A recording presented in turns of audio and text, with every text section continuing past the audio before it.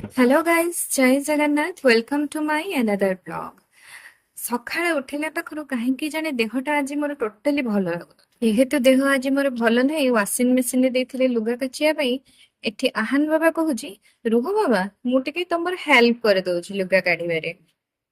ଲୁଗା କାଢି ସାରି ଟପ୍ ଟାକୁ ଘୋଷାଡି ଘୋଷାଡି ନେଇକି ଯାଉଛି। ଦେଖନ୍ତୁ କେମିତି ଦେହଟା ଯେହେତୁ ଏଠୁ ଭଲ ନାହିଁ, ଆହାନ ମତେ ତାର ଗେଲ କରି ପକଉଛି, ମୋ ମୁଣ୍ଡଟାକୁ ଚିପି ପକଉଛି। ହଜବେଣ୍ଡ ତାଙ୍କର ଏଠି ଆଣି ମତେ ଧରାଇ ଦେଲେ ଖାଇବା ଜିନିଷ। ଯେହେତୁ ଦେହ ଭଲ ନାହିଁ ତ ହଜବେଣ୍ଡ ଏଠି କହିଥିଲି ରୋଷେଇବାସ ବନ୍ଦ, ଆଜି ମୁଁ ବାହାରୁ ଖାଇବା ପାଇଁ ନେଇ ଆସିବି। ଯାହା ଯାହା ଆଣିଥିଲି ମୁଁ ଏଠି ସେୟାକୁ ବାଢି ଦେଲି।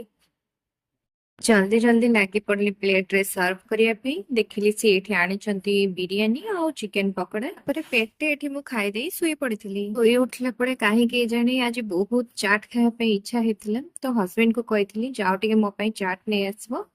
ତ ସେ ଚାଟ୍ ଆଣିଥିଲେ, ଆମେ ଖାଇଦେଲୁ। ରହିଲି, ନମସ୍କାର।